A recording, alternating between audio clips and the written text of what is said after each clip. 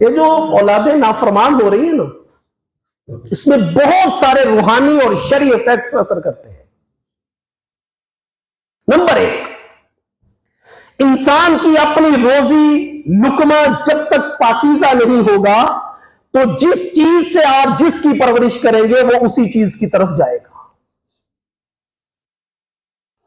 ہم گناہ کی طرف، ہم بے حیائی کی طرف، ہمارے ماحول اور معاشرے کے اندر اتنی زیادہ غلط چیزیں رائج ہو گئی ہیں کہ آہستہ آہستہ سب سے پہلے انسان کے ذہن سے اللہ کا ڈر اور اللہ کا خوف ختم ہوتا ہے، پھر اس کے بعد وہ بے حیائی، ظلم، زیادتی، نافرمانی اور اس دلیری کی طرف جاتا ہے۔ سب سے پہلی ختم ہونے والی چیز اللہ کا ڈر اور اللہ کا خوف ہے۔ اگر بارشیں نہیں برستی تو پھر کیا کر لیں گے؟ سیدنا موسیٰ علیہ السلام کی قوم کا قحط سالی کا جو واقعہ اسرائیلی روایات میں یہ بھی واضح نصیحت میں نقل کیا جا سکتا ہے، جو کہ شریعت کی حدود کے تعلیمات کے اندر ہے، کہ ان میں سے ایک آدمی تھا قحط سالی میں مبتلا ہو گئے، خشک سالی ہوگی، بارش نہیں برس رہی۔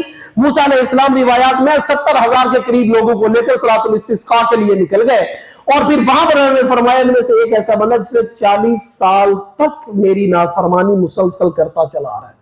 یہ نہیں کہا ساری قوم کرتی چلی آ رہی ہے۔ کتنا بندہ؟ ایک۔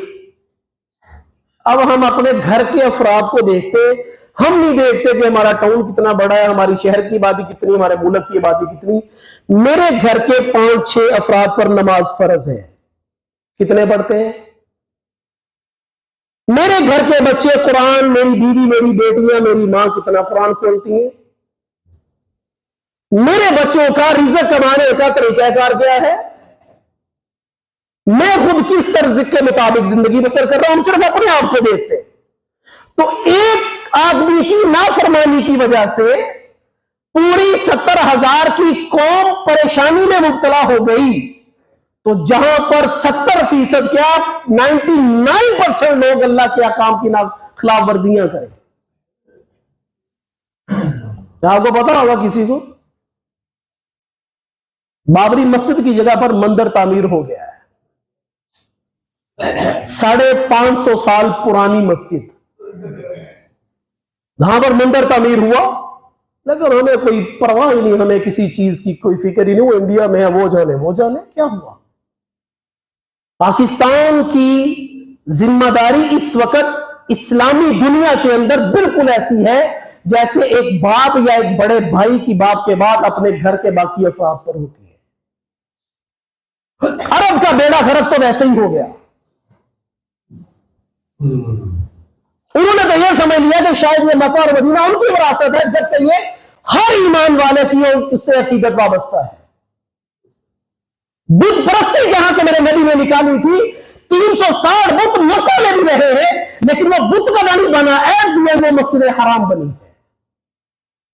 لیکن مسجد کو بت کدے میں تبدیل ہونا یہ مسلمانوں کی غیرت ایمانی کے خلاف ہے، لیکن دم ساتھ شور مچائیں گے جہاد کرنے والے۔ اور میں نے عرض کیا کہ ہر بدتمیزی کی چیز ایسے وائرل ہوگی جیسے پتہ نہیں کتنے اجر کا یہ کام ہے۔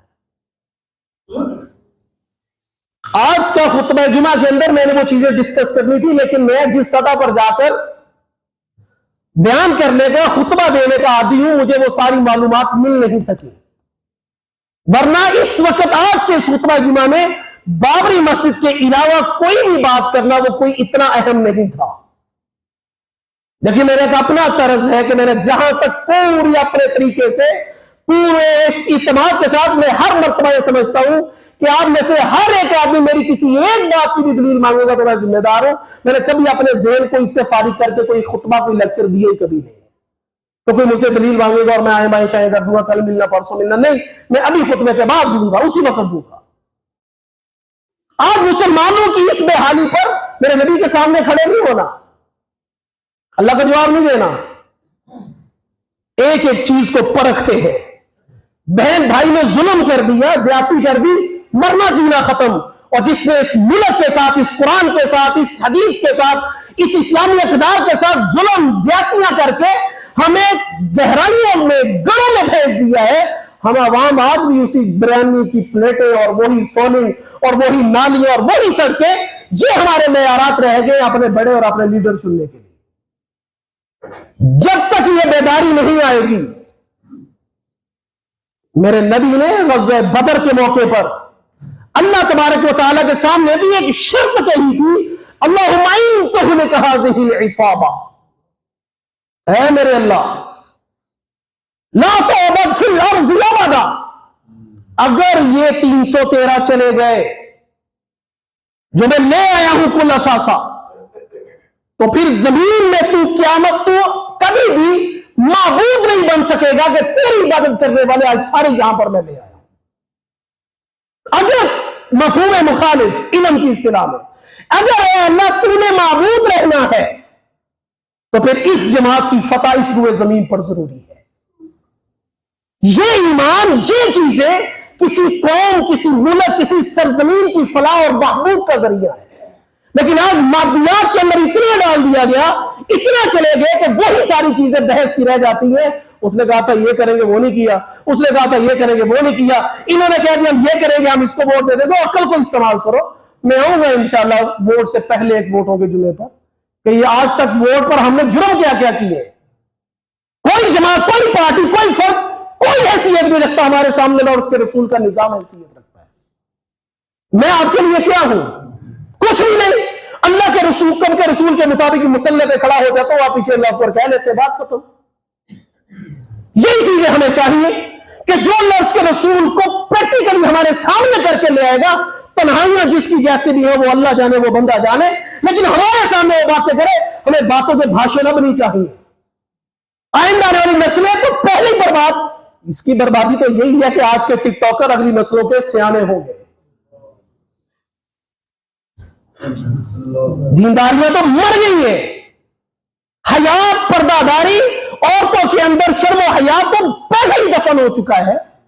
بیداری لینی ہوگی، جاگنا ہوگا، اور یہ بھی بات پکی ہے کہ جو جتنا زیادہ سویا ہوا ہو اس کو جگانے والے پہ اتنا ہی زیادہ غصہ آتا ہے، جتنی گہری کسی نیند میں مبتلا۔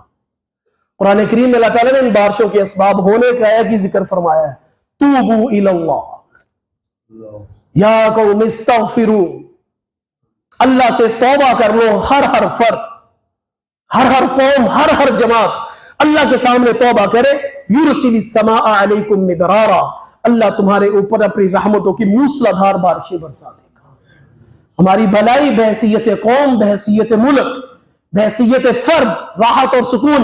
من عمل صالحا من ذکر او انثى وهو مؤمن فلنحيينه حیاتا طیبہ، اللہ فرماتے ہیں جو راحت اور سکون کی پاکیزہ زندگی گزارنا چاہتا ہو، مرد ہو یا عورت ہو، جو بھی ہو، وہ اعمال صالحہ کرنا شروع کر دے، اللہ اس کی زندگی کو پرسکون بنا دے گا۔ اللہ تبارک و تعالیٰ مجھے اور آپ کو، اپنے عزیز کو، ان خوشک سالی کے مسائل سے اور ہمارے معاشی، ہمارے سیاسی، ہمارے مذہبی مسائل سے نکلنے کے لیے اللہ تعالیٰ ہمیں افراد میسر فرمائے، اور اللہ تعالیٰ ہمیں بیداری کی توفیق عطا فرمائے۔